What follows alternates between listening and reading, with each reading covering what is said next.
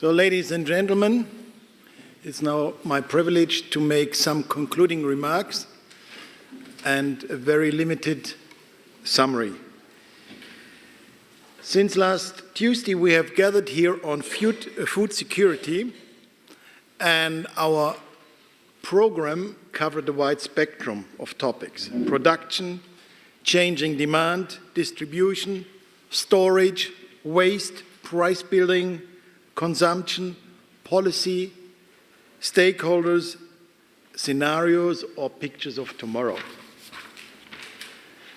So, what did we learn from this? What will we take home when we go home, either by train, car, after lunch?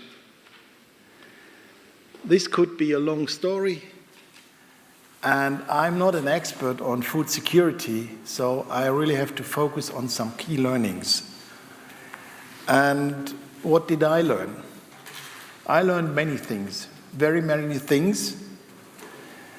And in addition, I learned the various aspects and different opinions. And to summarize the key learnings for me, which I'm really convinced when I go home today, is we talked about food security. We talked about food security in an environment of 7.2 billion people today and a growing number tomorrow. I think we can agree in this room, even more people, even 10 billion or 9 billion people can be fed. It can be done, but there is a big but. The big but is the way we can produce the food for this growing number of people. It came clear in these days the way, and most strategies in the direction they go at the moment are mostly unsustainable. So this is a big challenge because food security cannot be seen in isolation on this planet, because there are many interdependencies. And why do we have these challenge of unsustainable food production? This is in many elements in the way where we produce, consume, and manage food production. There are many elements and steps where we have elements of unsustainability. And partly to solution these, the solutions are all too often, or in many aspects, either they are different or conflicting. However, as a literate society, it's up to us to find, in discussions, in dialogue, and by science and by data, those solutions who will advance mankind. It's very clear, and this we have to respect and accept, that if we aim for a solution, there are always different views. And this is as well a big call for respect and the ability to listen. We have on one hand the view of the big industry. This is a fact. We have on the other hand the views of the various stakeholders, the people, the small farmers, the big farmers, whoever. We have the views of the governments. We have the views of the different type of governance, democracy or other forms of governance.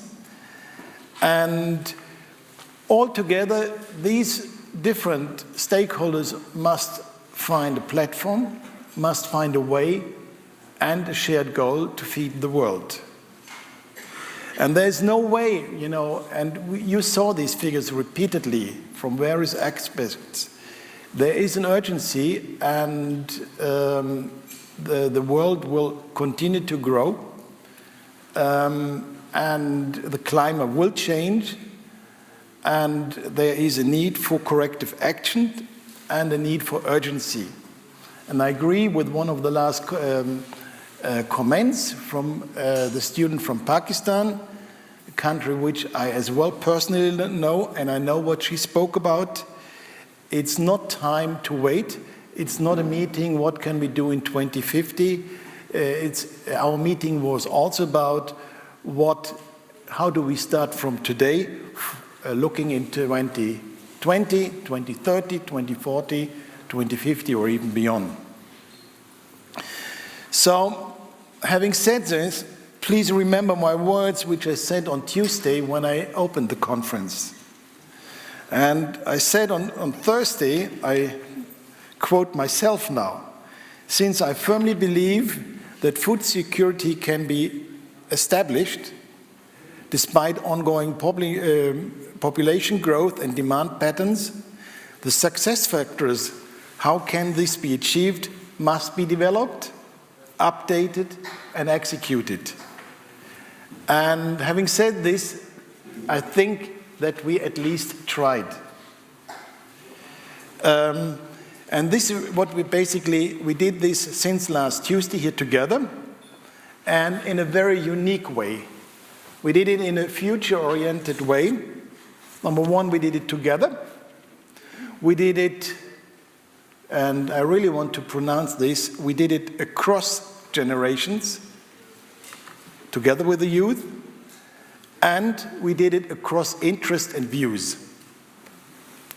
And I think this is the way, or the only way, we can tackle this. Let me now finalize my concluding words with a special word to the young generation. You have heard from us repeatedly. We are more than delighted that we have been able to attract you to this conference. And we have repeatedly said that the young generation is the one who will lead this change in food security in the years to come. They will lead the change from tomorrow on, in 2020, 2030, and the years beyond. And they are the ones who lead and implement.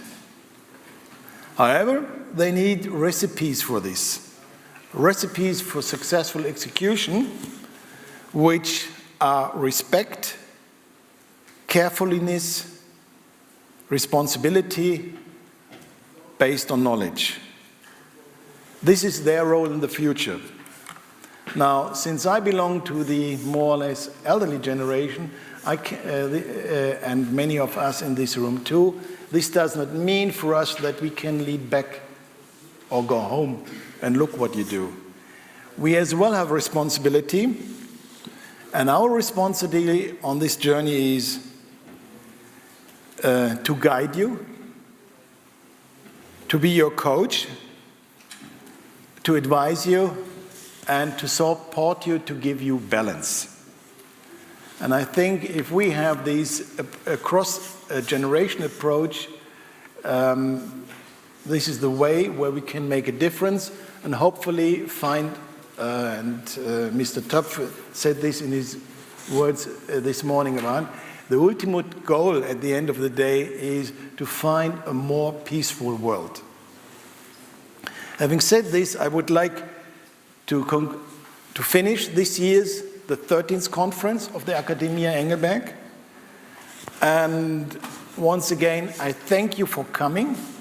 I thank all speakers, all contributors and panelists, and all people who supported us in logistics to make this conference a hopefully sustainable success.